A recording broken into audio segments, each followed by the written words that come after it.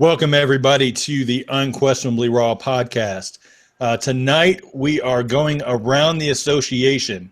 We're going to take our first episode look in our, basically, it's going to be a week-to-week series. We're going to do one episode of non-NBA playoff teams on Wednesdays, and then we're going to take a look at the playoff teams on Fridays. So jumping right in to the non-playoff teams, our first team is my favorite NBA team. Unfortunately, they're not very good, the Philadelphia 76ers. So just kind of some points looking at the Sixers this season and kind of what they have on the team. Of course, the lone bright spot, so to speak, is Joel Embiid. Very high usage rate. He's putting up 18 points in about 22 minutes. But the big questions are, what else are they getting from any of the surrounding players? Is anyone really standing out for them? And when will they make a decision on Jahlil Okafor and Nerlens Noel? Matt, I'm going to go to you to talk a little bit about the pace and defensive ratings for them. Okay, first let's go to pace. Right now, Philadelphia is ranked 13th in pace. So, they're middle of the pack. Not bad. And then for their offensive rating, Philadelphia they are ranked 30th, dead last in offensive rating. So there's part of your problem right there, why they're the worst team in the NBA right now. And then when you go to defensive rating, they're tied for 28th. Only the Knicks are worse than Philadelphia. So you combine that with the middle of the pack pace, you got basically the worst offense and the worst defense in the league. Their offense is Joel Embiid, and he plays 22 minutes a game, and he doesn't play back-to-backs. He's not playing tonight because they're saving him for the national TV game tomorrow, which is good. I think that's a smart move. Let them see Embiid. As far as getting anything out of anybody else, occasionally you'll get a decent game from Stauskas. He's been double figures 3 games in a row, so hopefully he can keep that up. I think that'll help him. And he's shooting close to 40% from the three-point line. I was surprised. I think he's like 38.5%, which is pretty good right now. He's showing that he's getting a little bit more consistent, but I think point guard plays just kills them. They have nobody. Yeah, McConnell and Rodriguez are basically their de facto point guards. Yeah. And the thing with Rodriguez is he turns the ball over. As exciting as he is, he turns the ball over a good bit, and he cannot defend. McConnell's not really there to hopefully be a long-term answer at point guard. Even as a backup, I think he's more of a third string. Mm-hmm. And also Saric, he's had his moments. You can definitely see the potential with Saric. Mm-hmm. Yeah, absolutely. And really the question mark for me is going to be, what's the team going to look like when Ben Simmons comes back? Hopefully this year. And they've got to figure out Okafor or Noel. I think it's Noel at this point. They just got to get him healthy enough to showcase him. But Gonzo, I want to go to you. What are your thoughts on the Sixers and just kind of what they're looking like on both offense, defense, and what are you looking for from the surrounding players, if anything? I expect them to be bottom of the pack on offense and defense, especially when you got a bunch of young guys. Your young guys are doing most of your scoring, like Embiid, Saric. I think the biggest problem, and this is why everybody thinks stretch fours are so important now. I still think that the point guard is probably one of the most important players on the court, because I think you need a point guard who can get to the rack and most definitely can shoot the ball. We can look at Russell Westbrook all day. He can get to the hole, but I think last year he shot like 44% from mid-range. So he can shoot somewhat. Kyrie Irving, he can get to the hole, he can shoot. Chris Paul can get to the hole, he can shoot. So you see a lot of the top point guards, they can do a little bit of both. And it kind of opens up things on the floor for the rest of the guys. They don't have consistent point guard play. That's one thing. They're not scorers. They don't get to the rack very well. They're not the best of shooters. I think Rodriguez might actually be a better passer than McConnell, in my opinion. But they got a lot of bad parts too. Gerald Henderson. They've had a few games this year where they could have very well won a few games and been further up from the bottom. But Gerald Henderson is a bad piece. He thinks he's the go-to guy on the team and has taken some bad shots to put him in a hole and got them some pretty bad losses. So I think they have a lot of bad pieces. It's not, like I said, no consistent guard play. Then Embiid is playing a small amount of minutes now, but he's very productive in the very small minutes that he has. Jahlil Okafor. I think they have too many big guys that can kind of play in the hole. I think they got Embiid. Embiid can shoot the three. Obviously, he can shoot, but he's primarily a post guy. He can post. Mm-hmm. He's excellent with his feet. Jahlil Okafor is pretty good with his feet in the post. I just want to see what they're going to do with getting Nerlens Noel healthy and getting a trade done. Hopefully, they can trade him and get somebody good in the draft. I think they have a lot of potential. They can build around Embiid. I really think you can build around him. If he's healthy, you can build around a big guy like that because the guy's already shooting a high 3-point percentage. There's people already saying he's the best center in the league right now. That's insane. That's not even. I mean, come on. The guy's played what, 7 games? I know he's played 7 games, but they were talking about. Termini was mentioning it today. He said so far through this point in the season, he's the only player in the history of the game per 36 to be at like damn near 30 points, 12 rebounds, almost 4 blocks, shooting 50% from the. We've never seen anything like this before. Right. But we got to be honest though. If we're gonna look, let's not look at the production. Let's look at this here. We start naming the top centers. Is he a better shooter than DeMarcus Cousins? Yes. Yes, he is. Does he have better footwork than DeMarcus Cousins? Yes. Yes. He misses a lot of shots at the rim because people are kind of testing him. He's getting fouled, and his feet are just getting under him. So he's missing a lot of those little shots right now. Mm-hmm. But when he gets it all together, will he be better than DeMarcus Cousins in the post? Absolutely. Mm-hmm. Is he a better free throw shooter? Absolutely. And he's shooting 80% at the foul line. Can he pass? Yes, he can. Yes. Can he play defense? Yes, he can. So if you're looking at it just in this small span, he could possibly be one of the best centers in the NBA. And he's only 22. So. And he's only 22. That's right. He's young. Is he 22? Did he turn 22? I thought he was still 21. He's 22. Okay. I think he just turned 22, if I'm not mistaken. Yeah. So he's, like I said, he's young, and he's already got pretty much a good foundation set. As time grows and he gets Ben Simmons more involved in it, when Ben Simmons comes back, if they can get a good draft pick or two, I mean, man, Embiid, he might very well be the best center, man.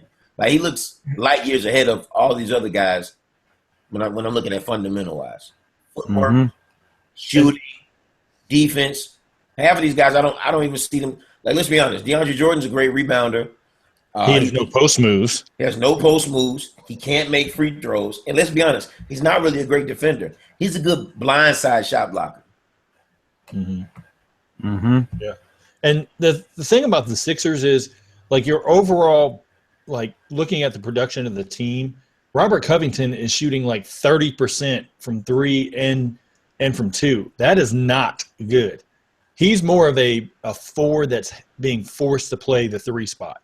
Yes, he can knock down threes, but he's more or less a guy that you need to look at as a bench guy, can kind of get you some points, you know, as a 6th, 7th man, things like that. Dario Saric is just a rookie, so he's going to take a little bit to develop. His shooting from 3 is a lot better than his shooting kind of inside. Guys like Gerald Henderson is playing about 26 minutes a game. That needs to go down because, to me, I'd give Stauskas more of those minutes. Yeah, I mean, Stauskas is playing about 24, so I would try to go for, you know, an even split, knock Henderson down, you know, a couple minutes. Even throw in, if you're going to look at this season as you're waiting on Simmons to get healthy. Timotei. Thank you. Exactly.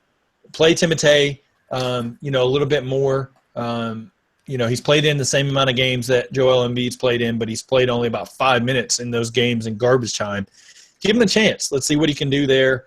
And you've got a guy on the bench that I think once you kind of move Nerlens Noel, he's going to kind of step up even more. Rashawn Holmes.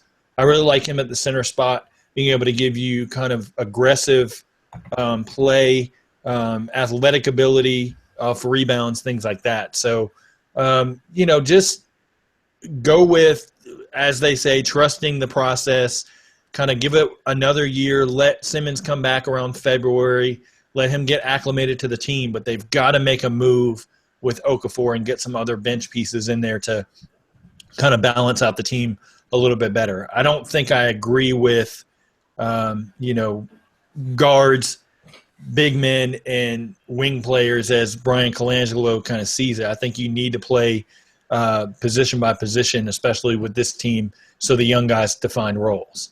Mm-hmm. Want to move on to the next team that we have. We've got the Miami Heat. Looking at the Miami Heat, obviously you've got the Chris Bosh situation. That put a big damper at the power forward spot for them.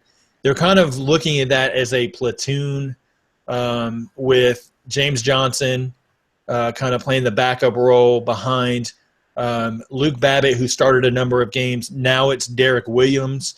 None of those guys really are encouraging to me long term. You would think that before Winslow went down with his wrist injury that they would try to play a little bit smaller and run a lot of the guys that they have on the wing and Josh Richardson and Tyler Johnson, things like that, a little bit more in the smaller lineups, but they haven't done so quite yet. And the other point I want to kind of emphasize with them is Dion Waiters. I don't think he's really fit as well as we talked about him possibly being able to fit with them.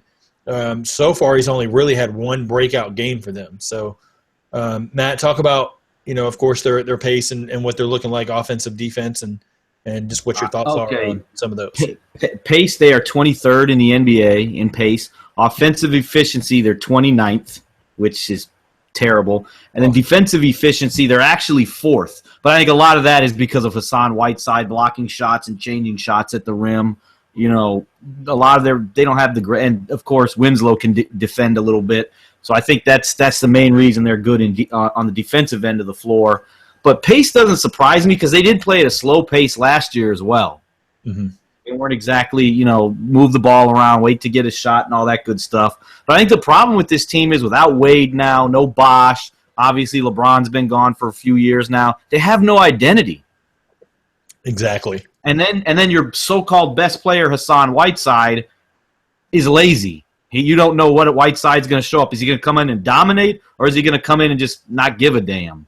Right. There's nobody in his ear now that Wade's gone that's going to push him and force him to be better. Yeah, that guy could be Winslow, but he's young. Whiteside's not going to listen to him. No, not at all. And Dragic has been out with the injury, so I think this team is just a mess. But I don't think the three of us are really that surprised. None of us were super high on Whiteside anyways, because of his attitude. And they're a mess. I think that Whiteside shows flashes when he's good, but he shows the bad on why Sacramento dumped him pretty quick when he's not engaged.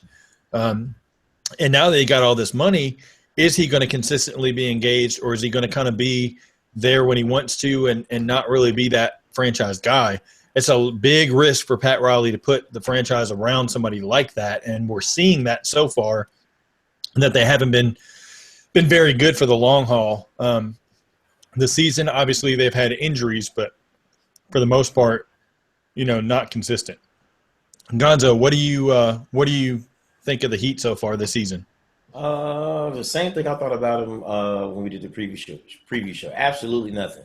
Look, Hassan Whiteside, he's good for a double-double, 10 and 10. My question is, why can't we get more of the Whiteside we saw the other night with like 25 and 18? Mm-hmm. That's the trick question. We can't see that Whiteside. And that's the reason why I say that this team is consistently inconsistent. A lot of bad parts on this car. Mm-hmm. Dion Waiters, problem throughout the whole league, through his entire career. Inconsistent throughout his entire career. You got the guy Trey Johnson, who I think is actually a very good player, but I think that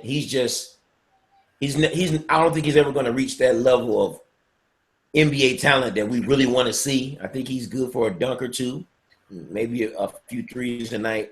Goran Dragic has been really inconsistent since he came over from since he's left Phoenix. I like the Goran Dragic in Phoenix. That's the guy I want to see. But since he's been on Miami, I think Miami's just not running the type of offense that they should be running to. So you can see the best side of Goran Dragic. You got Justice Winslow, young guy, who's in his second year. I still think he's inconsistent. A lot of inconsistent parts. They don't have any real veteran leadership. And it just goes to show you what I've always thought. Eric Spoelstra is not a great coach. I was just about to say that. Are we seeing an exposed Eric Spoelstra this year? Eric Spoelstra was not a great coach. It was LeBron, D-Wade, and Chris Bosh coaching that team, period. Eric Spoelstra just went along on a ride. And even when they overachieved a couple years before that, they still had the great D-Wade. He was in his prime. They had like 28, 27-year-old Wade. See, overachieved in a weak East. I don't know about that, though, because you have to look at your leading scorer right now, Hassan Whiteside, 18 points. Goran Dragic has only played in 7 games, consistent 16 points, 6 rebounds. But then you've got a plethora of guys that have been injured. Tyler Johnson, played in 10 games. He's actually stepped up, but he's playing more minutes, 30 minutes a game. He's averaging 13 points. It's not bad. So then you kind of go down the list. You're looking at Winslow. Many can say not a great season so far, in my opinion, based on, kind of what was expected. And Dion Waiters. I mean, if you're looking at Dion Waiters to really be the Dion Waiters of the beginning of the playoffs last year, you haven't seen it. So if you're Spoelstra, are you getting all you can out of this roster, or is it just the collective group of guys that don't really fit well together? It might be that they're tuning him out and not listening to him, because think about this. Even with some of the injuries, this is a better roster talent-wise than Brooklyn. Brooklyn is way overachieving. He's getting a lot out of those guys. I mean, Whiteside would clearly be the best player on the Brooklyn Nets team. Justice Winslow is better than Hollis Jefferson. I mean, I could see a couple players, but I just think the Nets are getting more out of what they have. Atkinson is doing a fantastic job with that group.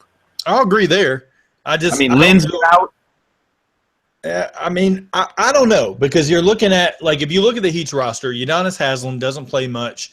McRoberts has been hurt.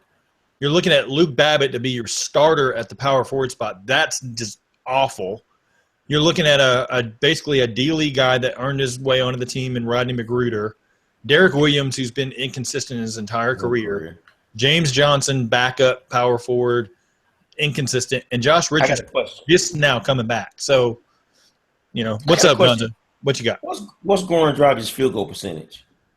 He is shooting 45% from 2 and 48% from 3. Oh, well, I mean, that's not too bad. I mean, well, 44% from 2, I should say. Oh, see, I want to see that 50% Goran Dragic from Phoenix. Yeah. That's the guy I want to see. That guy was averaging 20 points a game, shooting 50%.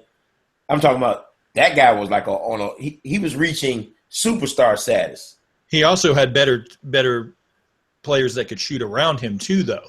Like, if you look at Whiteside, he's not really a post presence at all. He catches lobs, putbacks, things like that.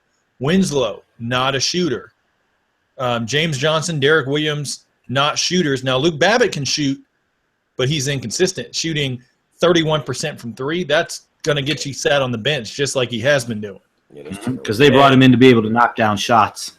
Right, and it's tough right now, like if you're Spoelstra, because you're kind of weighing, is it Spoelstra as a coach, or is it the roster of so many guys that, like the Brooklyn Nets, you have guys that are basically bench players on 90% of the teams that you're asking to fill roles that maybe they're not capable of filling. So I'll definitely be intrigued to see what happens. Is it fair to say that this is all Pat Riley's fault? If he never should have called Phil Jackson and spoke to Phil Jackson about LeBron James and his posse, I think Pat Riley's okay with this. He's going to kind of force this rebuild. I don't think that he wanted Wade back or Bosh. I think they wanted, once LeBron left, I think he knew it's time. We got to start this thing over. Yeah, I agree with Pat Riley basically saying that enough is enough for the Miami Heat, kind of where they were. Let's rebuild. Move Whiteside. You could get something for him.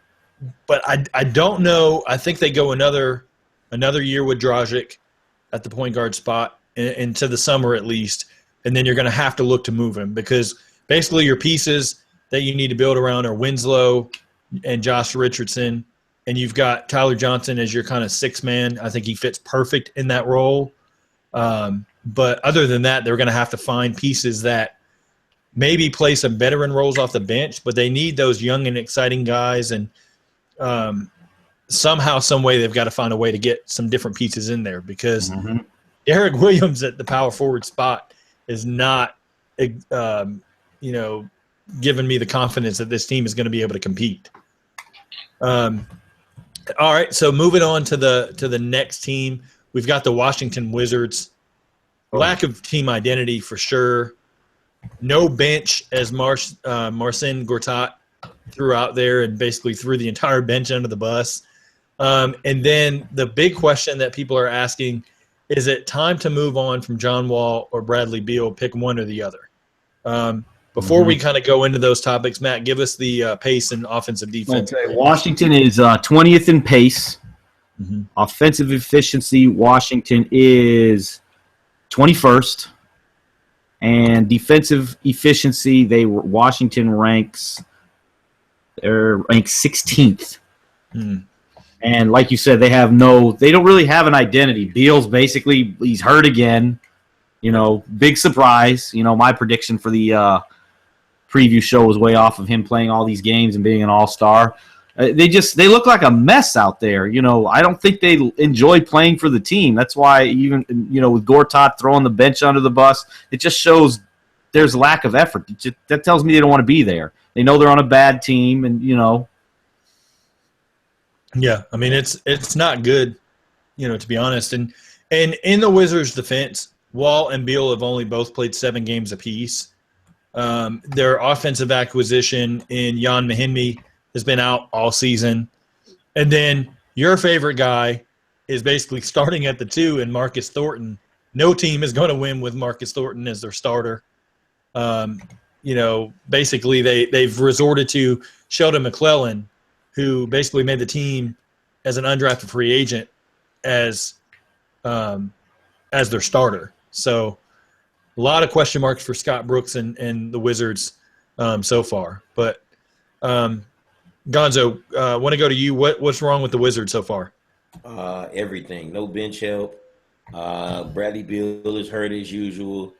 John Wall still hasn't learned how to shoot.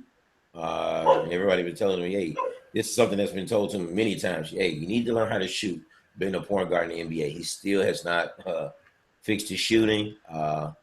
Gortat, he's okay. He goes good as kind of a backup center. I wouldn't put him as a starter. They just in bad shape, man. I don't know. The Wizards a couple of years ago when they made the playoffs, I told everybody I talked to, I said, look, they look good this year because a lot of teams are hurt. Like when they beat the Bulls, I said, look, Derrick Rose is hurt.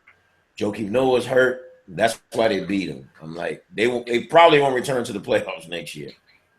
And it just kind of proved my point. Like, the Wizards weren't here to stay. It was a joke. Yeah. What do you think? Is it – let me ask you, is it more Scott Brooks' system, or is it just that these guys just aren't bringing it? I think they're just not – I don't want to blame Scott Brooks because, we're, few games into the season. I wouldn't blame the coach already. It's not really his. They were a mess before he got there. They didn't really change a lot of that personnel around. And I think they just they look like a team who doesn't like each other. Yeah. You got a guy like Marcus Thornton you're throwing out there. He's just going to jack dumb shots. The Morris twin, he doesn't want to be there. He looks unhappy. Obviously there's tension between your 2 best players. It's just a recipe for disaster. They're going to have to move on from somebody. I guess John Wall would have more value because he is a point guard. He can defend. He's not hurt as much as Bradley Beal right now. So, I don't know. One of them probably will get moved. They're just going to have to – I'd go into tank mode, just rebuild that thing.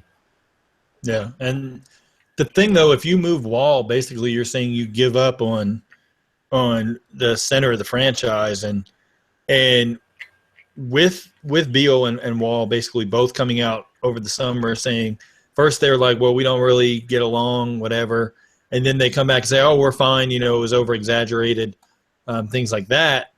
It kind of makes you wonder, like, what are they going to be able to do long term? Because you've got to make a decision on one or the other.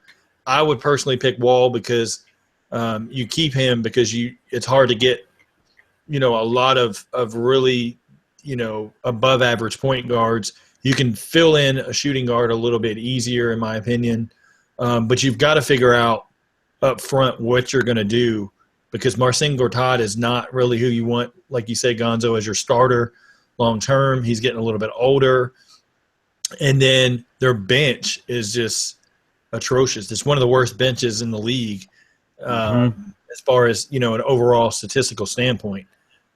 So a lot of question marks there. I don't think they pull out of the bottom of the East. And as we do this each week, we'll kind of take a look at how they fared, the previous week, if they're getting any better in some of the things that we're talking about. And it'll be, very clear and evident where this team is going by the time January hits. I'm with you, Matt. I think they just scrap it and, kind of start over. But, we'll have to see. Moving into the next team, the Orlando Magic. Very underachieving team this year. They get Frank Vogel as the head coach. Basically, what is the team's identity?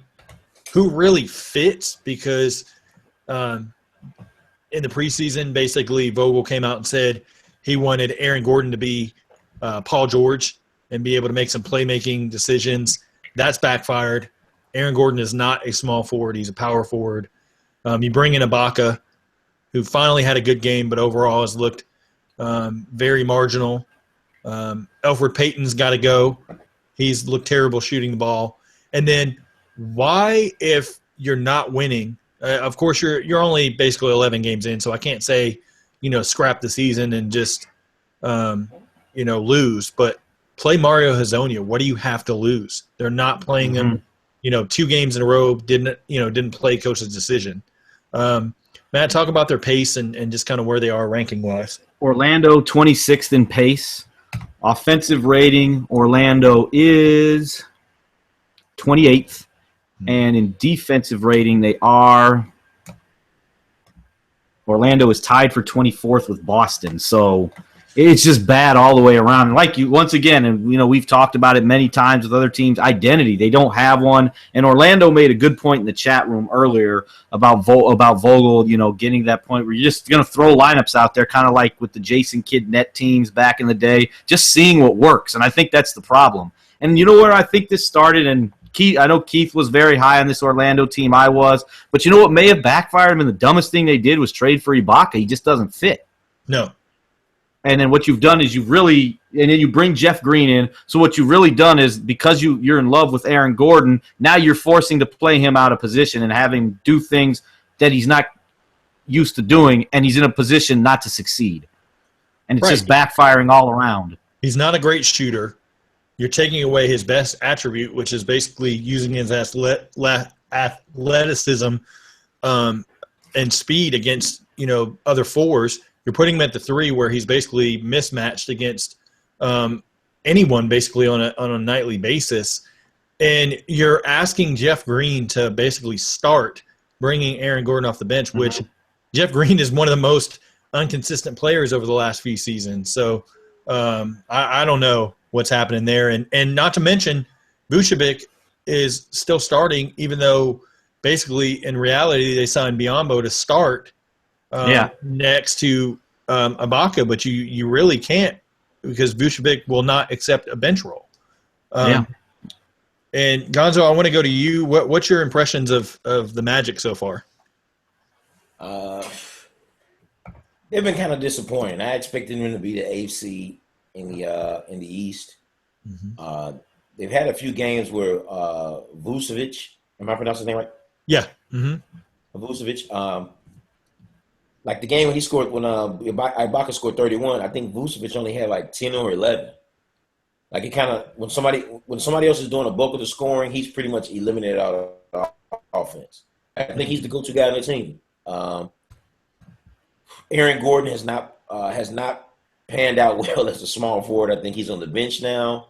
Yeah, 6 man. Yes, 6 man. I don't understand why. I had hopes for Mario Hezonja. I think he could be a starter. I think he needs more minutes. I think they just kind of got a lot of pieces and he put them together on one team. And it's kind of what Keith Smith said. We're talking about the Indiana Pacers. They look good. In the Indiana Pacers look good on paper. They don't play well together. Yeah, and we thought, and Keith, we all thought Orlando was going to be really good defensively. And you see, they're not. They're awful defensively. Like they're tied for 24th. No. That's their biggest problem. They're like I believe in points per game, if I'm not mistaken, they're somewhere around 29th or 30th. I know they were at the bottom of the league. It's because the only two shooters they have are really Fournier and Hezonja, and Hezonja doesn't play. And Hezonja, even when he has played, that confidence is gone. When he came in with kind of killing people in Spain, I mean, that's been shattered. I mean, he's shooting like somewhere around 20% from three. Now, granted, he doesn't, isn't playing many minutes, only about 15 minutes a game, but he's averaging right around his career numbers. But it's like, okay, if it's not working for what you're throwing out there with Aaron Gordon as a small forward, you play him as a power forward coming off the bench with a little minutes of small forward sprinkled in, but at least give Hezonja 22 to 24 minutes. See what you have, and go from there if you're going to build. Why are you playing Domjan Rudez as the backup power forward? Granted, he's not playing many minutes, but he should be nowhere near sniffing NBA minutes, on a competitive team. And they've got to figure out Fournier's looked, okay at times, inconsistent in others.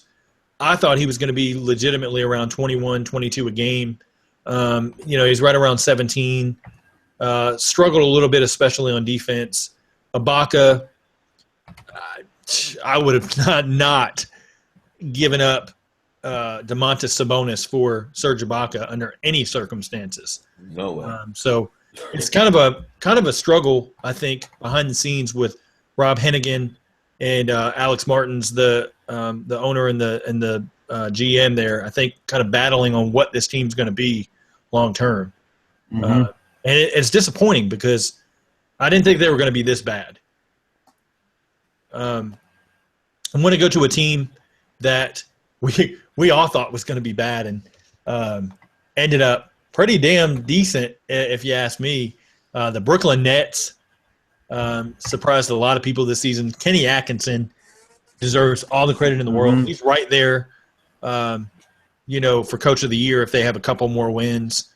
In the early running for Coach of the Year, I should say. But based on record, I mean, you can't put him up there very high right now. Looking at the Brook Lopez situation, monitoring his minutes, it's kind of like, what are they doing here? Are they really looking at long-term health of Lopez, or are they just trying to gauge it long enough to where they can kind of get some true value and move him? And then the role guys have surprised me, like Sean Kilpatrick, which Gonzo, I know you're high on. So am I. Guy in Justin Hamilton, who was out of the league, came back. He's been doing fairly well. And then you've also got an undrafted guy in Yogi Ferrell out of Indiana, who's actually played backup minutes, who's looked fairly decent, throughout the season. But Matt, going to you, talk about their pace and rankings. Brooklyn is number 2 in pace, and for offensive efficiency, they are Brooklyn offensive efficiency. Brooklyn is. It should be. They are tied. They're tied for 7. Yeah, they're middle of the pack, tied for 17th. And then defensively, Brooklyn is 20th. I think and their record. What are they? 3-6, 4-6, something like that. 3-7, right 4-7. Yeah, they're just playing really hard. I mean, I've seen a couple of their games, against the Bulls, even though they got blown out. And they just play really hard. He's getting the most out of them. They look like they like each other. they're putting it all on the line. And this is something that if the Wizards played this hard, or the Wizards would have a much better record. Some of these teams that you don't know what kind of effort you're getting, they need to take a look at the Brooklyn Nets, because the Brooklyn Nets to me still have the worst roster in the NBA. Nobody thought they'd be 4-7. I think most people would think, God, if they had 2 wins, we'd be thinking that was successful. Yeah, I mean, I have to agree there, but just kind of the collective effort from everybody, even guys that, not many thought much of, like Trevor Booker, almost averaging 10 points a game, 8.5 rebounds. You've got guys stepping in, like I said, Joe Harris, Justin Hamilton, even Rondé Hollis-Jefferson, who's been working with Adam Harrington, who used to play for the Dallas Mavericks years ago, on his shooting form has looked a lot better recently. Still not a great shooter. He's never going to be, but more confidence there. But Gonzo, what are you seeing out of Brooklyn? I know the first 4 or 5 games, they were averaging 100-plus points a game as a team. I think the reason why the offensive efficient rank has went down some is because Jeremy Lin hasn't been playing. Yeah, I think he does something for that team. I've said it before. I think he's a good point guard. At this point in the NBA, in their careers, would you take Jeremy Lin or would you take Derrick Rose? I'm taking Jeremy Lin. Yeah, that's just my opinion. I could easily put him in the top 15 point guards in the NBA. I would take Jeremy Lin right now over John Wall, honestly, because John Wall can't shoot. At least Jeremy Lin can knock down a few shots. Here and there. So I think Jeremy Lin is missing from the team. That's really what has brought them down a little bit. Pretty much hanging in a lot of. One thing that's always bothered me, though, and I think this is one thing that's really hurting his team, is Brook Lopez. His rebounding numbers are very poor for a guy that's 7 foot. But maybe that's because he plays away from the basket a lot. He's usually shooting a lot of jumpers. I've seen him shoot more threes this year than I've probably ever seen in my own eyes. 5.4 threes per game. Yeah. He is tied. He's tied now with Bojan Bogdanovic, who is a 3-point shooter. Yeah, that's inexcusable. He should not be shooting threes. He should be playing close to the basket. Be close to the basket. Mm-hmm. That's one thing I don't like. Rondé Hollis-Jefferson. Everybody says he's such a great defender. I just don't see it. I think he should have stayed in college a few more years. I don't think he's NBA ready yet. Sean Kilpatrick, I like the guy. He hustles. He had a really bad game against New York. I think he had like 7 points, 7 points. He shot really terrible that night. But for the most part, he's been a bright spot on their bench. Mm-hmm. I like Brooklyn. The fact that they're 4-7 now and their starting point guard is out.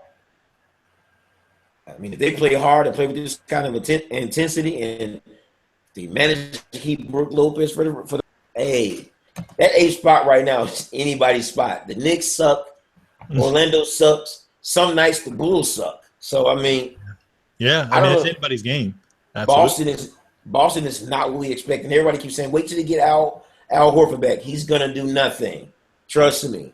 And the reason why I say that, and not to jump the subject, but we got to look at something with Al Horford. Al Horford he came from Florida with a defensive-minded coach and Billy Donovan. But the main defender on that team was Joakim Noah. He was the most outstanding player in that tournament. Mm-hmm. So when you got a center like that who's doing everything, it kind of makes everybody else look really, really good on defense. Perfect example. Look at Miami's. We were just talking about Miami's defensive. They're like 4th in defensive rating. Yeah. And guess why? It's only because of one person, Hassan Whiteside. Yeah. He's the rim protector. Right. Correct. So a lot of these guys get a lot of pub for being great defenders and good defenders because they play with other great defenders.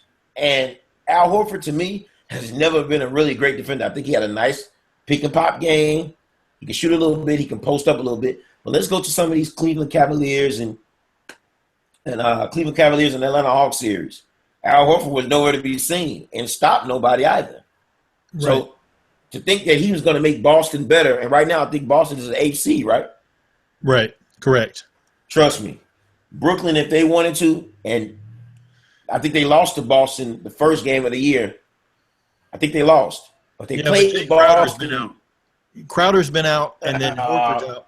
That's going to make a big difference. I don't think that necessarily, and that, like you said, not to jump the subject to Boston because we'll talk about them on Friday, but those two pieces are going to make a difference. It's not going to be a dramatic difference from like 8-2, but they can be somewhere around that fourth seed, once those two get back.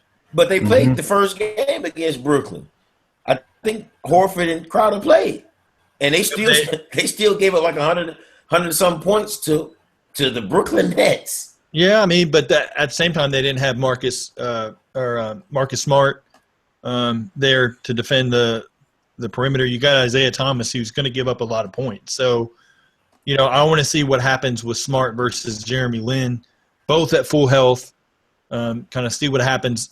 In a perfect world, my prediction would stand true with the Celtics being number 2, but I think I was a little overzealous with that prediction, and but it's still a long season, so we'll have to kind of see what happens. But with Brooklyn, though, Gonzo, to your point, I wanted to go back to Brook Lopez. Only 5.3 rebounds per game. That is just terrible. That's always been his problem. He's never been a good rebounder. And there are 3 big men in Lopez, Hamilton, and Scola are all around 5 rebounds a game. That's not going to get it done. Their leading rebounder is at 8.5 in Trevor Booker. They've got to figure out what they're going to do on the boards. And then the other point I want to touch on with Kilpatrick is he was averaging about 16 per game playing the shooting guard spot. Jeremy Lin goes down. He's forced to play the point guard, which he did a little bit at Cincinnati. But his numbers have gone down to 11 points per game. His shooting, as far as, picking his spots where he can shoot, he's forcing a good bit. And then the defense that they're, basically the teams that they're facing, the Brooklyn defense is basically getting killed from 52% from behind the three-point line with Kilpatrick as the point guard. So hopefully Lynn can come back and change some things for them. But want to move on to Matt, you had them. I believe it was my New York Knicks, right? Yeah, number 2. Yes, man.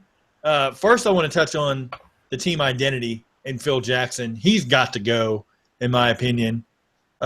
You've got Melo isoing. Porzingis is basically being put in bad spots. I don't think playing him, full-time at the center spot is good overall right now for him. And then the bench unit, what in the hell is Kyle O'Quinn? Lance Thomas has played awful. Basically looking at the roster, Justin Holiday's probably been your best guy off the bench. And Hernan Gomez has had some good moments. But he got – basically Hornacek put him out there for, a game, 2 games, and said, nope, I'm going back to O'Quinn. Yeah, and Hernan Gomez did some things for him. Yeah, he sparked some things, but I don't know that he's ready. But if you're losing, why not try something different? What's their offensive and defensive ratings and stuff look like, Matt? Pace for New York, they are 17th in pace. Offensive rating, the New York, I know they're dead last in defense. Offensive rating, New York is 19th. And then, like I said, dead last in defense. I think the reason the reason I think the pace is so bad and their offensive rating, I think it's Carmelo Anthony with his just ball stopping.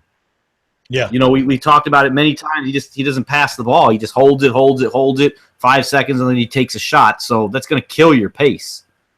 Yeah. So if they actually move the ball, I think their pace would be better. And defensively, they've just been terrible. But look who they're throwing out there. Derrick Rose is not exactly a defender. Courtney Lee can defend. That's what they brought him in for. Carmelo's not guarding anybody. Porzingis, he's decent. He's still young, though, so he's going to make mistakes. And then Joakim Noah is not what he once was. Joakim Noah's been not so good. He's been terrible this year, I would say. He's barely making it through 11 games on that contract. How's he going to make it through 4 years? It's got to be the worst contract in the league. Yeah. The thing about it is you're going to have to find a way to look at Noah and say we made a mistake, which I think a lot of people question to begin with. Long-term, Porzingis is probably going to have to play the 5, but right now I just don't think the way that team is constructed, he can play the 5 long term this season. But Phil Jackson just needs to back off. Let Hornacek kind of just run. Let guys do their thing. Let Derrick Rose do his thing. Don't set these guys up and force Hornacek to play a certain type of role for them.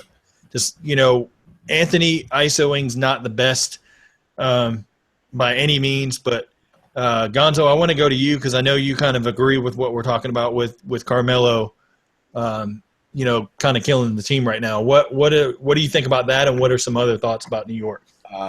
Melo's space on the floor is terrible. Like, he's the problem. He's really the main problem for that starting unit. The bench is terrible. Melo on the court in that starting unit his floor spacing is terrible. Jeff Hornacek, I don't think that he can run the system that he wants to run because he doesn't really have those players. I think the only player he really can run a system with is maybe Porzingis. And another thing, please, Phil Jackson. Let's abort the triangle. It no longer works. Get over it. It's terrible. Like, I don't want to see another triangle play even pop up in that system. Yeah. A couple of video triangle. Let it go. It's seriously time to let go of the triangle. If you're talking about moving ahead with the players that you have, try to figure out a system that's going to work with the players that you have. Stop Phil with the triangle. It does not work. The only reason why I think that the triangle ever worked for you as a coach is because you just had great players anyway. You could have ran the square, the rectangle, the cylinder, whatever you wanted to run. You could have ran the octagon. You could have ran the octagon. It was going to work because you had Kobe, Scotty, Horace Grant again, Shaq, Kobe Bryant, Glenn Rice, Robert Horry, Rick Fox. Do I need to name any more players? Stop, Phil. The triangle is officially dead. So I think we all agree that Porzingis is the future. Absolutely. Absolutely. He's the best player on the team right now. Easily. Absolutely. So it's in my mind, and I don't agree with throwing Porzingis out there at the 5 because I think he's going to get killed playing the 5 this year. But long term, if you're forced to keep Melo, why not play Melo at the 4, put Porzingis at the 5, and then figure out some combination at the small forward spot to get something going for them. Because Noah, he's just not – I like Noah's spirit, and I think defensively he can do some things at times. But he's not the player he used to be. Derrick Rose, thinks he can still get to spots that he can't get to using his athleticism. So long term, why not kind of blow it up, build around Porzingis, and bring a different type look? Phil Jackson keeps going back to kind of what he knows. Oh, veteran players or these guys fit this system. It's not working.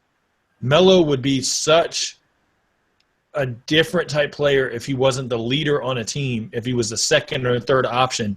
Those teams would go a lot further, but no team – in my mind, is going to vie for a championship with Carmelo Anthony as their number 1 option. It's just not going to happen. And Matt, I'm sorry, but I'm going to go ahead and say it. There's no way. I'll bet $100, and it's live on air. They're not going to get the 2 seed. No way that they make that 2nd seed. It's not going to happen. I think they could sniff the playoffs just because the bottom of the East is that weak. But they're going to have to turn things around pretty fast.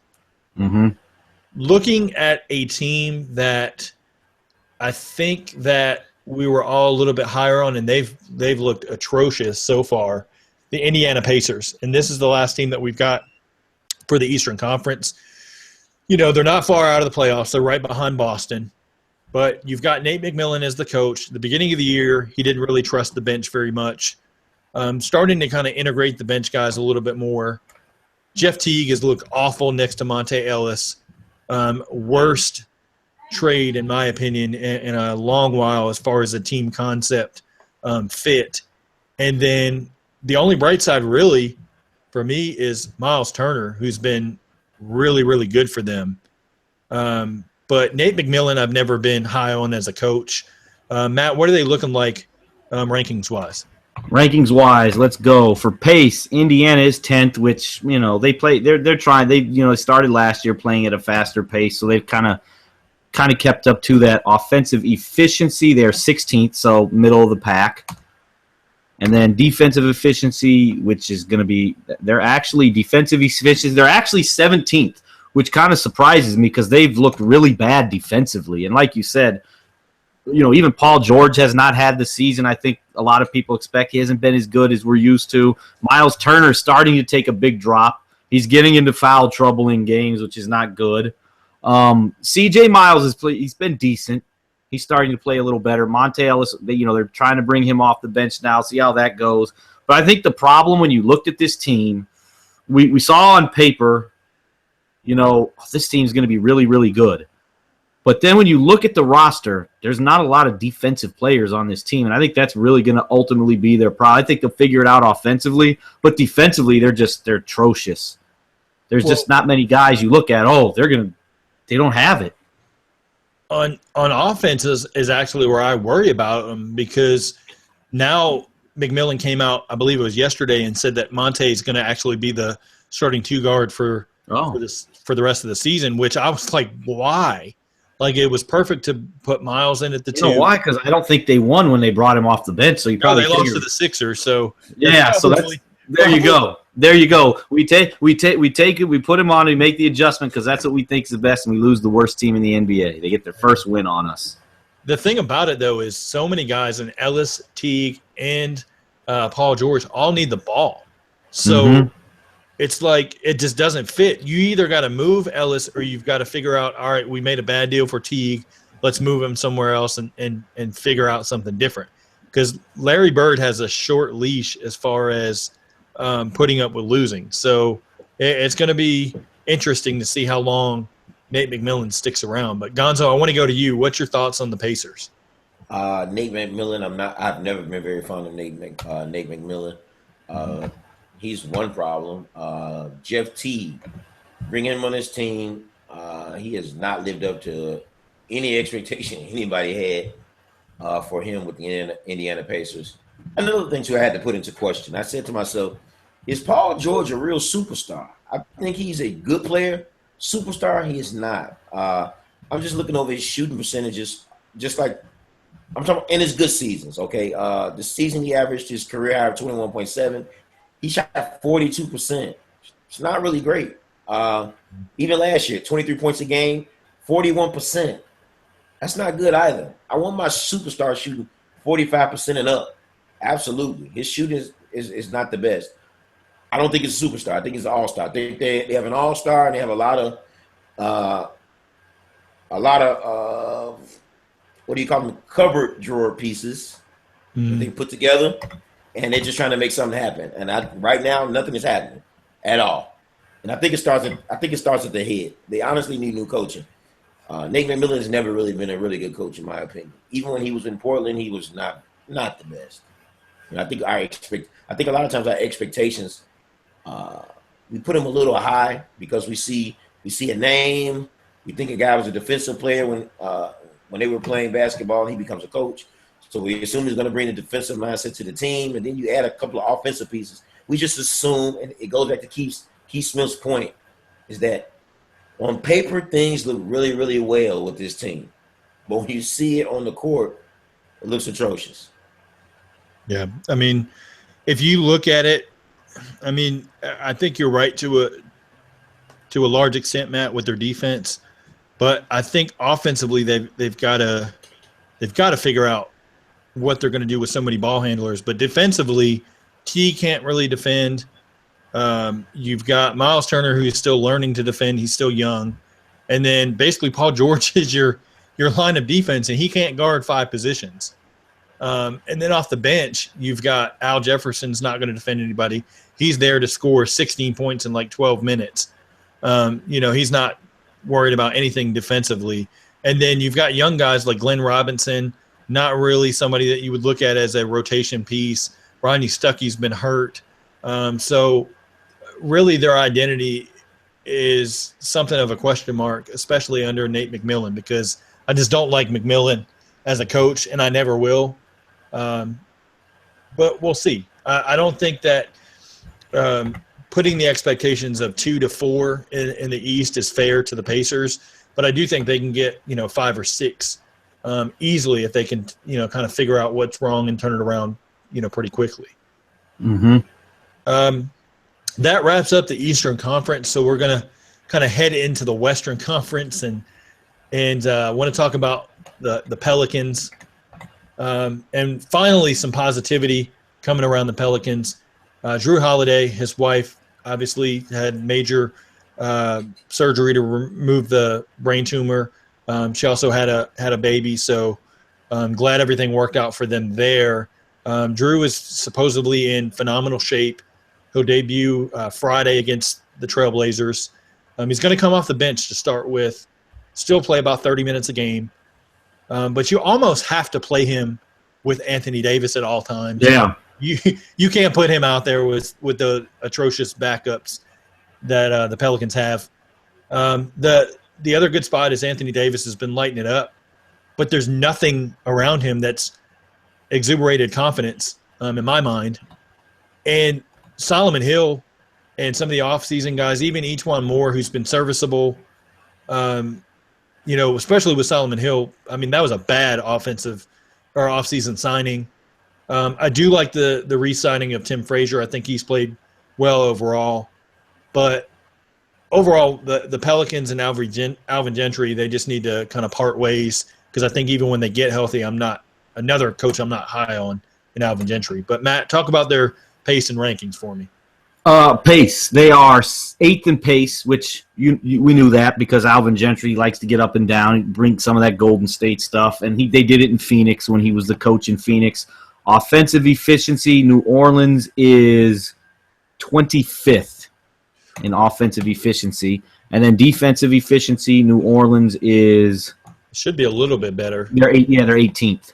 Okay. But I think a lot of that is due to Anthony Davis. Yeah. You're right. This team has nothing. Buddy Hield is up and down. He's had a couple of moments, like you said, he had. Then he's trashed. E'Twaun Moore has been good for them. Yeah, he's been solid. He's playing in a role. You're asking him to fill a role that's not what he does. You're asking him to play big time minutes for you. Same thing with Frazier. These guys, they're not going to be able to sustain some of this play the whole year because that's not who they are. Exactly. Solomon Hill, not very good. They really missed Pondexter.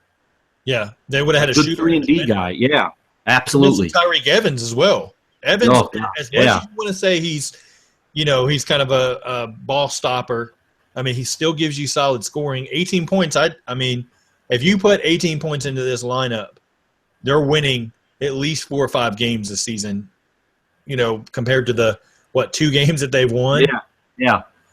But Gonzo, what are you seeing out of the Pelicans? Same thing we all say. Absolutely nothing. They're playing just like the name of the team. They're playing like Pelicans. They're just standing around. Anthony Davis is the biggest bright spot on the team. They got a lot of bad pieces, and they need Tyreek Evans. Obviously, they need the 18 points because the scoring right now.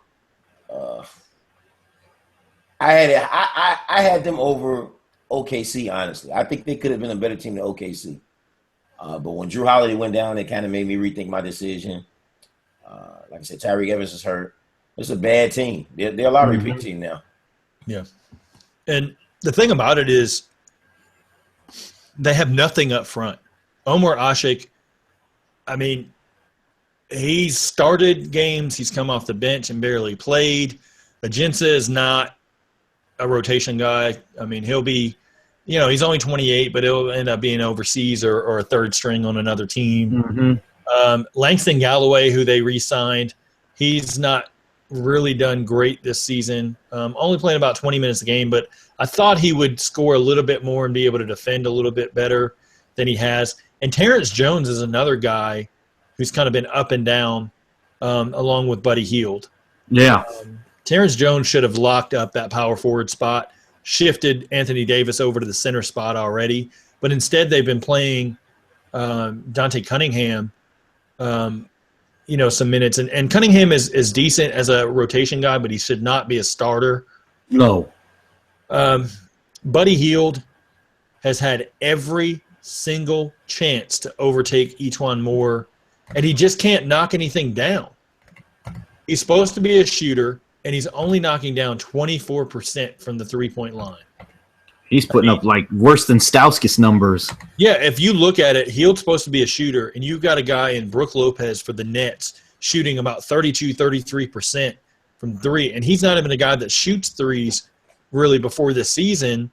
I mean, that's kind of telling you that maybe Hield has got to work on some other things. Work on, your ball handling more to be able to get in the lane, just like Stauskas has had to do. He went from kind of a spot-up shooter that couldn't knock down shots to being able to now create a little bit more off the dribble and score in a variety of ways. And his percentages are starting to – his three-point shooting percentages are going up. He's building confidence, seeing the ball go in. Exactly. That confidence booster when you knock down 3 or 4 shots in a row, it's like, all right, I can take this guy. He might jab step, the guy backs off. He's got a wide-open look now. Hield's got to find that. And Alvin Gentry's got to put him in position to do so. Now, granted, we're only 11 games into the season, so I'm not going to smash the panic button right now for Buddy Hield, but he's kind of right where I thought he was, struggle to score night in and night out. So moving on to the Dallas Mavericks, and shout out to Lance for his Dallas Mavericks and kind of proving us all wrong with Harrison Barnes. From the preseason. It tells us, of course, what we all knew. The preseason means nothing.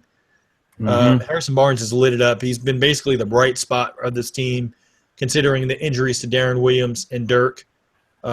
Congrats to Dirk, by the way. I think it's his 3rd child him and his wife had while he's been out. So, but looking at the Mavericks overall, what are they getting other than scoring from Harrison Barnes? There's not a great level of consistency out of Seth Curry.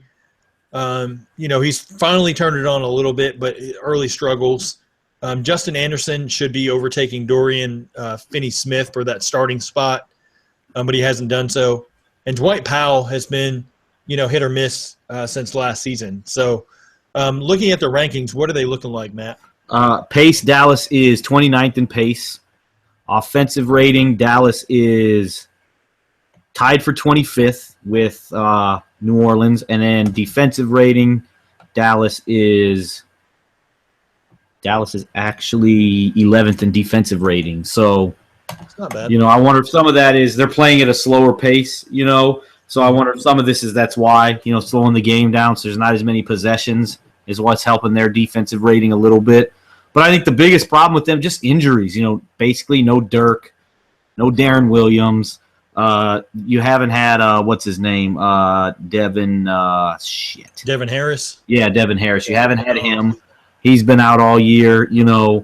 They've just been beat up. Bogut's injury prone. So I think it's hard to judge them fairly just because of all the injuries from the start. But Harrison Barnes, he's been their bright spot. He's been fantastic. And Berea's been asked to play a role that he's not normally accustomed to starting, but he's looked good. But that doesn't give you a spark anything off the bench. Wes Matthews has looked,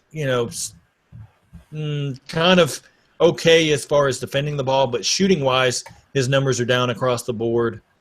And they've got to figure out getting something out of the bench that can kind of push them. Maybe Curry can kind of get hot, for, maybe a dozen games in a row, build confidence and kind of will the bench to a little bit higher expectations. But, Gonzo, I want to go to you. What are you seeing out of the Mavericks?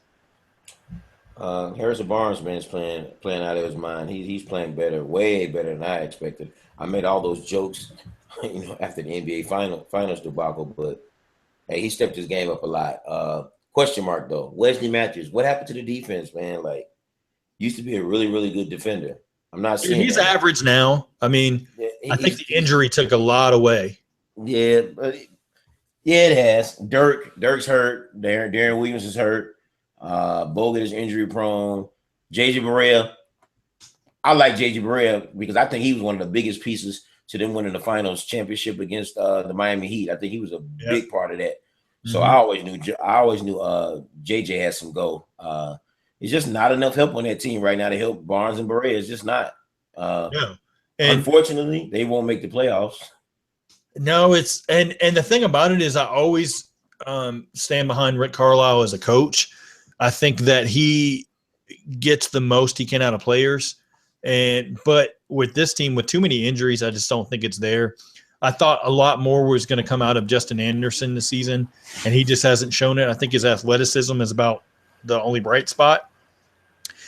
And then Matthews kind of being that third guy, he's shooting like 30% on the season, which is awful. And then you're filling in stopgates of Dorian Finney-Smith, who was undrafted, who just happened to make the team. That's not going to get it done. And then really no point guard play other than Barea. So just not enough there. Too many injuries. But again, for the 20th time in this podcast, it's still a long season. But they've got to get healthy. Looking at the Phoenix Suns, what in the hell is Brandon Knight doing for Phoenix? Absolutely nothing. He has looked awful.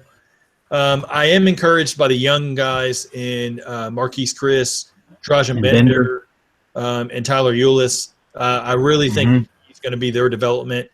And the number one guy I want to talk about is TJ Warren. I love Devin Booker, but it looks like right now TJ Warren has taken on that leader of the team role. Booker has finally started to come on, but I think right now TJ Warren just exploded.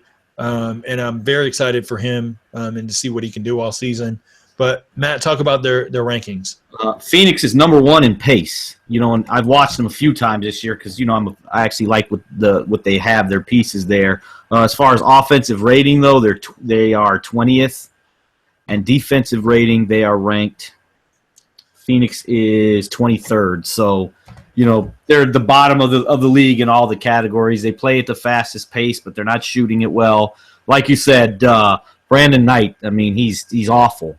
He hasn't done anything for them. And I think part of Booker's struggles right now are just they're game planning for him now. He's in that scouting report every night. So he's having to adjust to that. And you've noticed he started to play better as the season's going on. He's adjusting. And TJ Warren, I think, is the benefactor of that. No one really saw that coming. We knew he could score a little bit because he did average about 25 a game at NC State.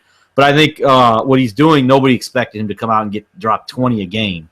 Well, nobody except Tim Tompkins of the Drive and Dish podcast. Yeah, exactly. Big shout out to Tim. Yeah, he called it. But another guy that I'm actually impressed with. He doesn't play a lot, but one of the young guys, a Bender, he's looking decent. Yeah, not just in garbage minutes anymore. He's actually playing around 10 minutes a game, but he's able to actually knock down the three like he was supposed to be able to do. He looked shaky in summer league, but that was just getting used to the NBA game. I think long-term, his number one spot is going to be center because – Isn't the kid only 18? Yeah, he just turned 19. Okay, exactly. But at the end of the day, him and Chris are both 19.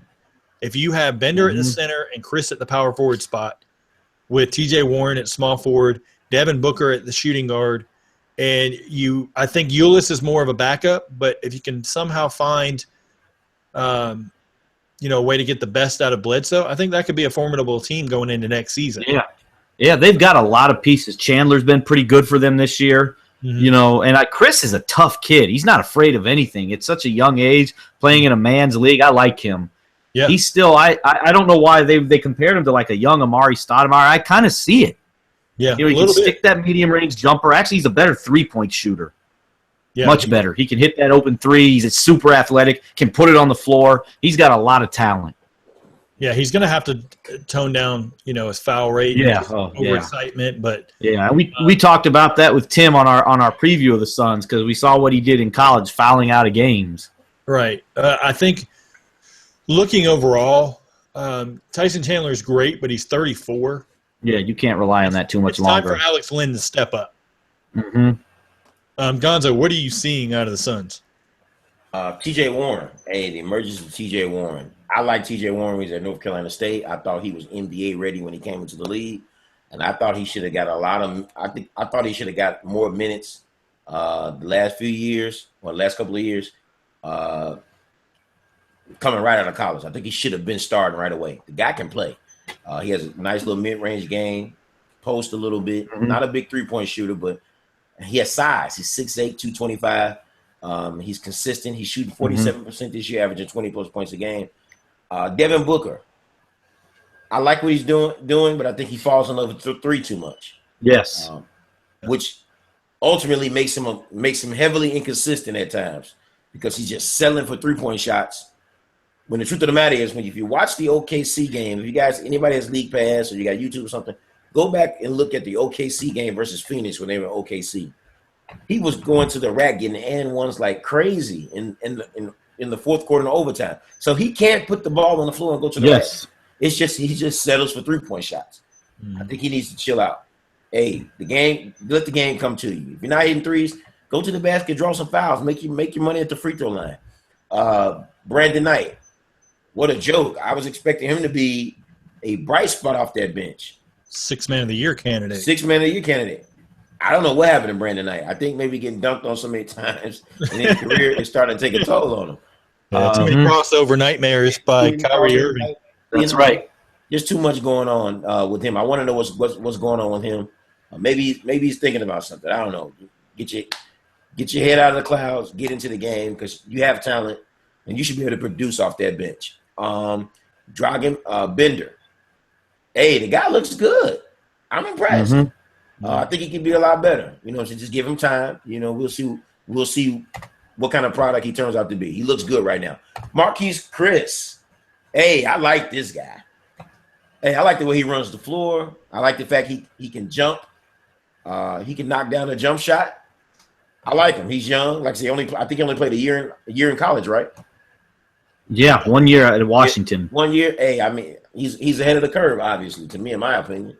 They got a lot of good young players, man. It's just, like I said, what they're gonna need coaching and time. Just give them time to gel. I think the biggest thing is they might need a point guard though. Bledsoe, he's really like a shooting guard in a point guard's body.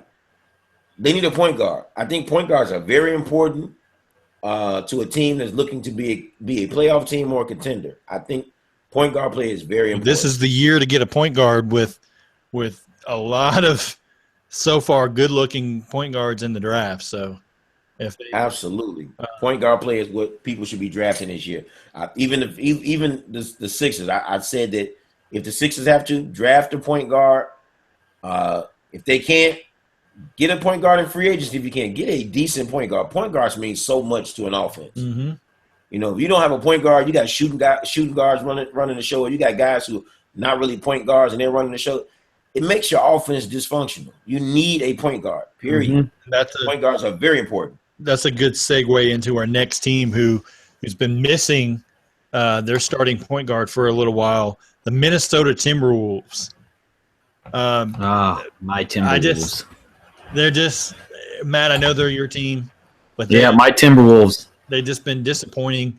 What's going on with Karl Anthony Towns? 22 points, but only 9 rebounds. And he just doesn't look engaged as much as he did last season. You've got the Ricky Rubio injury. He's finally back healthy.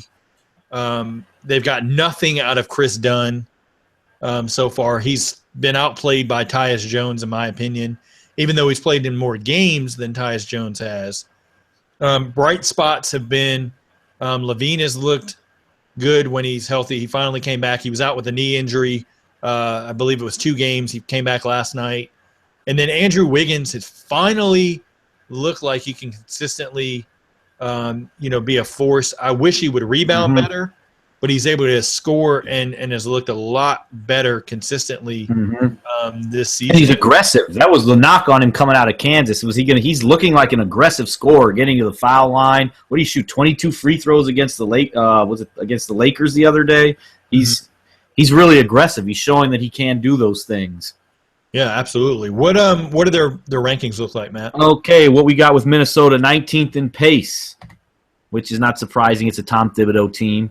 Offensive efficiency, Minnesota is 4th, actually. They are fourth in offense, and defensive efficiency is, my guess, they're going to be trash. Yes, 28th. That's the big problem right there. Yeah. A Tom Thibodeau team not playing defense. Yeah, and they've got pieces to do it. It's not like they've got bad defenders. Yeah, but I wonder with they may not be adjusting to his schemes yet. That may be what it is. Perfect way to say it. This is what I'm going to get to. And on the offensive side of things with Karl Anthony Towns, it's like he's away from the basket more. So it's like, why are you trying to turn him into a stretch shooter more than he could get 6 to 8 points of easy baskets by just staying underneath the rim and battling for rebounds? Well, his rebounds are going up because he was just slightly below 8 like a week ago. He's gotten it up to 9 now, so he is rebounding more. Mm-hmm. So he has gotten it up, so that's a good thing. I think he just kind of fell in love with shooting a little too many threes, but yeah, that's because you see that's where the NBA is going. All these big guys know. You got Embiid shooting threes, Cousins shooting threes, Davis. So I think that's just what these guys are falling in love. And he's a good shooter. He just needs to, not shoot as many. Right. Gonzo, what are you seeing out of the Timberwolves? Pretty much the same slogan I've been saying all night. The reason why they probably look really, really bad at first is because of they didn't have a point. They haven't had a point guard. I think the game that Wiggins scored 47, I think Rubio. So that might have something to do with that. It's kind of funny, but when you mentioned the offensive efficiency rate for them, they were 4th and they're 28th in defense. You would think that would be the other way around for a Tom Thibodeau team, because Tom Thibodeau, he doesn't know jack crap about offense. I mean, no, which is why you see their pace is low. Yeah, like he did pick and rolls and pick and pops with Joakim Noah as if he could shoot. So I don't know. That's something that kind of makes me wonder a little bit. Defensively, I mean, I guess they'll get better. It just takes some time, I guess, like you guys said, to adjust. Like I said, they need point guard play. Chris Dunn he's below my expectation at this point. Zach LaVine, he's another one. He's kind of superseded my expectation. I didn't expect it. I thought the guy was just a dunker. He's actually hitting threes and stuff this year, so he looks really good. And Wiggins is leading the league in three-point shooting. Yeah, Wiggins. I don't know. I've never really been a real big fan of Wiggins, though. I've always liked his defense better than I did. I wasn't too into his offense. Maybe that's just me. Some people say I'm hating. I mean, I wish him the best. I want Minnesota to excel because I like Tibbs. Just a young team, man. I mean, it's kind of hard to put expectations on really young teams, because it takes time for them to gel. It takes time for them to find their identities, especially with a new coach. Now you have to learn a new coaching scheme. You have to break old habits that you had with the previous coach. So there's a lot of things that come into play with young players, man. You're getting together and you're just hoping that they kind of follow the system and buy into the system. And hopefully everything works out. Maybe next year for them, though. Hopefully the playoffs next year. Yep. Yeah, I think that's a realistic expectations for them is playoffs next year. Wiggins going to have to show consistency. It looks great right now, but is he going to be able to withstand that all season? That 3-point percentage will come down a little bit. He's not going to shoot over 50% the whole year. And I don't know what Thibodeau was thinking, saying Chris Dunn would get the starting spot 20 games into the season. That does nothing for the confidence of Ricky Rubio, and then it puts unrealistic expectations on Dunn very quickly.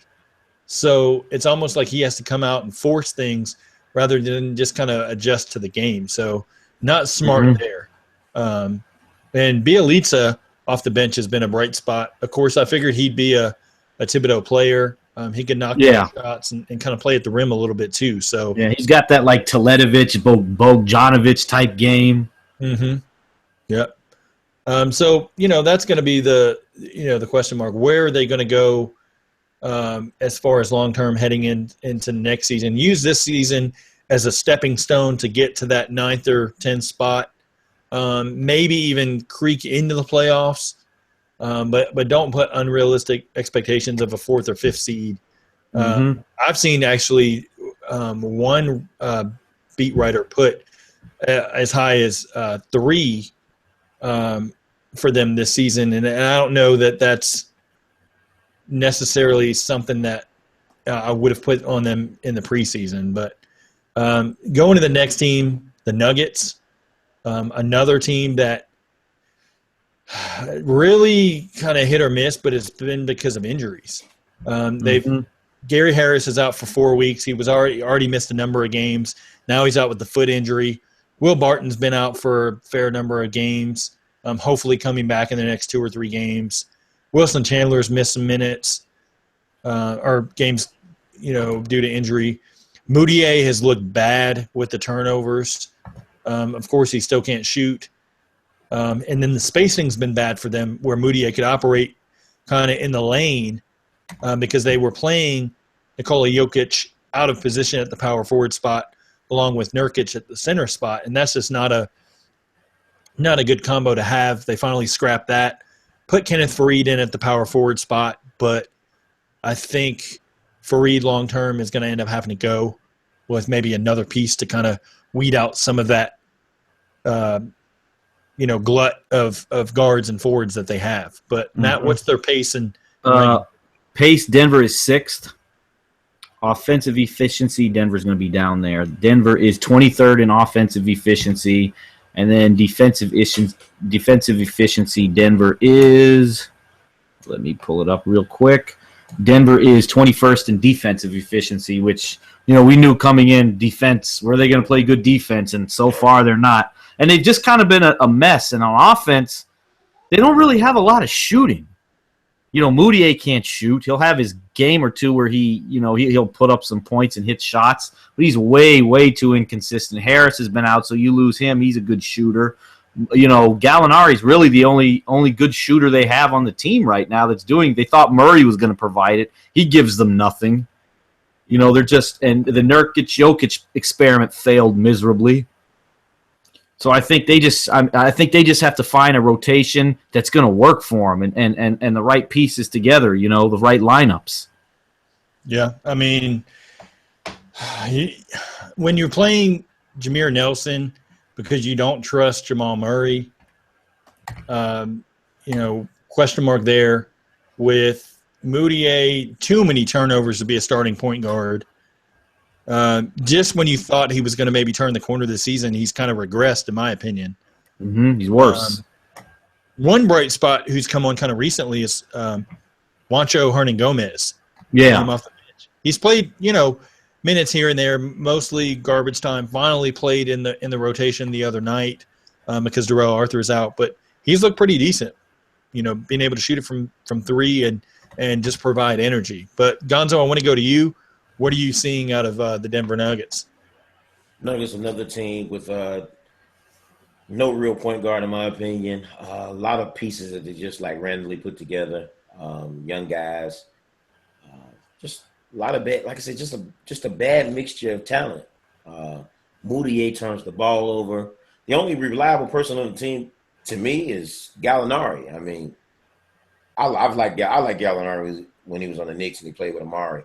I think they played pretty good in New York, but Denver just another one of those teams, man. That you assume that could possibly make an AC, but they just don't have. I don't think they have enough talent to actually to even get them into the playoffs. It's just a lot of better teams, so they'll continue to sit on the outside looking in. And you need shooting, and they don't have it.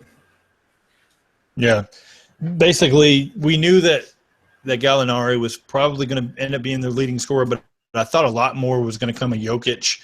I don't know why Malone thought that kind of that big lineup was going to be able to be successful because I guess maybe the thought was Jokic can stretch the floor, kind of being able to shoot from 3, but it just takes him out of his rhythm. And I honestly thought that the better combo would have been Jokic as the starting center and bring Nurkic off the bench. He would kill second units. But they just haven't gone to that, and I don't know that we'll see that this season. But I was high on Denver coming in, but just with the injuries and just kind of the flip-flopping of the lineups, I think they finished somewhere around 10th or 11th.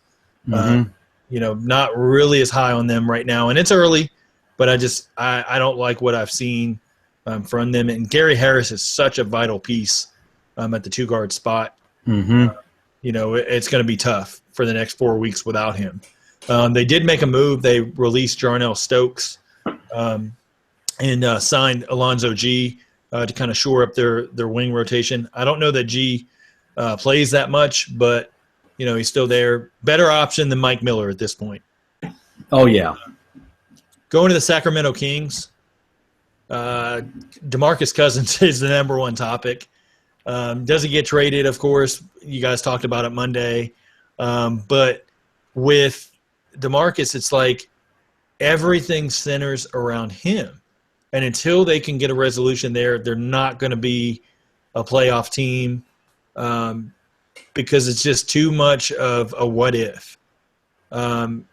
Off-season moves, you bring in Ty Lawson. Yes, he looked quicker, but he cannot score. And then Aaron Aflalo, hit or miss. Garrett Temple's a defensive guy.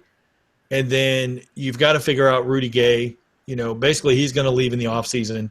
What can you get for him? And you need to do it sooner than later because the closer you get to the trade deadline, the less you're going to get back. And Omri Caspi, who basically did well last season, has done nothing. And Yorger has refused to play him most nights. Matt, what are they looking like overall? Let's look at our ratings real quick. We got Sacramento 28th in pace. Offensive rating, they are, let's pull this up, Sacramento offensive rating, Sacramento is 17. And then defensive rating, Sacramento is 26. So they're just bad all across the board, which is surprising with the Yorger team. But I think it's more so what they have around him. This roster is, like I've said many times, this is the worst franchise in professional sports. Not just the NBA, all professional sports. That includes football overseas. This franchise is run like they're awful. The management does not know what the hell they're doing. They just throw guys in there and we'll just hopefully it works. And they went from number one. Now, of course, it's a different coach. They went from the number one team in pace last season to the bottom of the league and won. Well, that's Yorger, and you know how Yorger plays. He's grit and grind. Yeah, and the thing about it is Yorger actually was expected to play with a quicker pace, but playing Costa Koufis a lot isn't going to make you a quicker pace team. So and they got some ISO heavy players on that team. Rudy Gay, Cousins. Even Aflalo, we know what he's going to do when he gets the ball. So right. I think that's part of the reason they got a lot of ball stoppers. And the thing about the Kings is they have pieces that they can develop. And Willie Cauley-Stein has not looked very good. Very high foul rate. I think he's like 3 fouls a game, and he's only playing like 14 minutes. If you're going to salvage anything out of him, you need to go ahead and move him once December 15th comes. But, Gonzo, I want to hear from you. What's your thoughts on the Kings? You had them pretty high. I did. I think my biggest mistake was that I thought that Yorger was going to change something. And then I have to go back and look at the team that Yorger used to coach, right? He had a team that had Tony Allen, Mark Gasol, Zach Randolph. He had guys who could grit and grind. And the coach before him had those same players, and they would grit and grind with Lionel Hollins. So he pretty much just inherited the same team from Lionel Hollins and preached pretty much the same concept, right? So he looked better than what he really was, in my opinion. Now, this is the dilemma in Sacramento. Sacramento is in a bad situation. First of all, they were talking about getting rid of Sacramento because they weren't generating enough revenue, right? But now you're able to get a new stadium. You got DeMarcus Cousins, and if you get rid of DeMarcus Cousins, it kind of puts you in a bind now because how can you sell tickets now? You won't be able to sell enough tickets with just some random guys thrown on the team and think we're just going to throw a product out there for the Sacramento fans. Right. DeMarcus Cousins is a star, and he sells. Whether it be jerseys, ticket sales, he's selling for that team. So they really can't afford to get rid of him right now. So pretty much everything does have to center around him. Not to mention he is the best player on that team. I just think that they have a lot of the wrong pieces. I didn't quite understand why they went and got Willie Cauley-Stein, another 7-footer to play like the power forward and center position with DeMarcus Cousins. I never understood that draft. And then they draft Papagiannis. Yeah, then they drafted Papagiannis.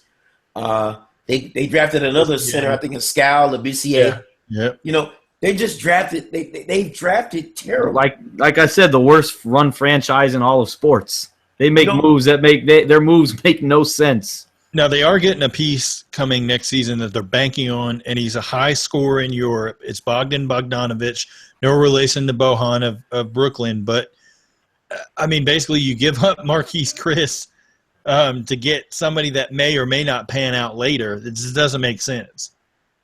Worst franchise in all of professional sports. Yeah. I think that's all we got to say about the Kings. Yeah, it wraps them up. Let's go to the Grizzlies. It's our last team. Then we'll get out of here. Memphis, basically injuries are high on this team. Chandler Parsons wasn't there to start the season. Even now, he doesn't look right. Tony Allen has only played in 4 games, same as Chandler Parsons. That's basically their defender on the wing. Basically their best perimeter player, so to speak, is 40-year-old Vince Carter. Yes. That's not good for them. Yes. If 40-year-old Vince Carter is your best perimeter player. James Ennis has had moments where he's looked pretty good. But, you know, basically it's the Mike Conley, Marc Gasol show, and then you've got Zach Randolph cleaning things up off the bench, killing teams on the second unit like we thought. But, Matt, what are they looking like? Well, we're not going to be stunned by pace, 25th. You know, they got a bunch of injured guys. They're old. They play a slow down pace. Offensive efficiency, we're looking at 27th. Yeah, I thought they'd be the bottom. Yeah, that's not surprise to anybody. And then defensive efficiency, they're 14th. So, you know, they're middle of the pack in defense. Offense, they're bad. And I think, like you said, a lot of it, you know, Tony Allen injured, Chandler Parsons injured, Marc Gasol older. You know, they're just Vince Carter, their best wing player right now. He's 40. They're just – I think they've gotten the most they're going to get out of this roster. You can't count on Chandler Parsons. You can't count on a 40-year-old Vince Carter. You know, you're forcing Gasol and Conley to just put up monster numbers, and then you're relying on an old Zach Randolph to give you huge numbers off the bench. I don't think that's a sustainable thing. I mean, I'm surprised they have the record they do right now. Yeah. I mean, a bright spot is Deontay Davis has looked good recently. So looking forward to seeing what he can do long term. JaMychal Green hasn't looked bad starting. He's been consistent in that role. The thing is, the injuries are just killing him. Brandon Wright, I should say, is out for the foreseeable future. Looks like at least 2 months, if not longer, for him. So just a lot of question marks there. I like Fizdale as a coach, but they're just not going to have it long term, in my opinion. But this is not a playoff team. Yeah, I want to hear from you. Yeah, what do you think? Like you guys said, this is not a playoff team. I didn't really have to make in the playoffs. Like I said, it's just a lot of injuries. The team's getting older now, and they're still trying to keep that same concept with defense. They got Marc Gasol shooting threes now. Just they're doing a lot of things that they didn't do before. Vince Carter, like the first game, I think when he played against Minnesota, he locked up Andrew Wiggins in the fourth quarter. If you're depending on Vince Carter to be a lockdown defender in clutch moments, you know, you're already ready for a losing season anyway. He's getting too old for that now. I just think that the grit and grind is no more. It's over. You know, it was nice while it lasted. I think the other teams have gotten better. The other top 8 teams are getting much better. The Lakers are surprising people. So it really probably won't be enough room for a lot of these teams to get into those 8 to 7 spots, because the Lakers have emerged, the Jazz have emerged, and the Rockets are getting better. So a lot of teams are in trouble, man, thinking they were even going to sneak into the playoffs. Absolutely. And that's going to wrap us up for the non-playoff teams. Friday night, we're going to go ahead and preview the 16 teams that are in the playoff hunt as of right now. We will go a lot quicker. This was just kind of our first show doing this. So on my end, I'm going to definitely speed it up and kind of get through it, because 16 teams should take us a little bit, but I want to get through it a little bit quicker, just so you're while you're on your drive home, or if you're just listening casually at home, it's not going to take 2 hours on Friday, I promise you. We will have Keith Smith back with us on Friday. Hope he's feeling better. He's been down with the flu, as I was over the weekend and kind of going into this week, and just hope he's healthy and going to be with us for Friday. But wanted to encourage everybody, please go to YouTube, like the episode, subscribe to the page. On Twitter, please retweet out our link so that way we can get more people watching and listening. Go to iTunes, subscribe to the podcast there, leave us a 5-star written review. And one thing I want to kind of throw out, we're going to start in December. We're going to do an episode that kind of is based off of Twitter submissions. So based on kind of what we're getting feedback-wise as far as Twitter, let us know kind of what you want us to talk about, maybe some questions for the show. You can tweet the Unquestionably Raw podcast page, or you can tweet myself, Matt, or Gonzo, any questions you'd like us to answer on air. We'll do that once a month for about 30, 40 minutes of a show, and depending on how many questions we get and topics we get, and we'll do that just to kind of, give back to you guys of what you're giving to us, which is quality support, and we thank you for that, and hoping to climb back up to that number 1 spot soon. But thanks everybody for joining in for Around the Association episode 1. Like I said, Friday night, 7 p.m. Eastern, we're going to come back at you with all of the playoff teams. So until then, thanks for watching. Thanks for listening to the Unquestionably Raw podcast.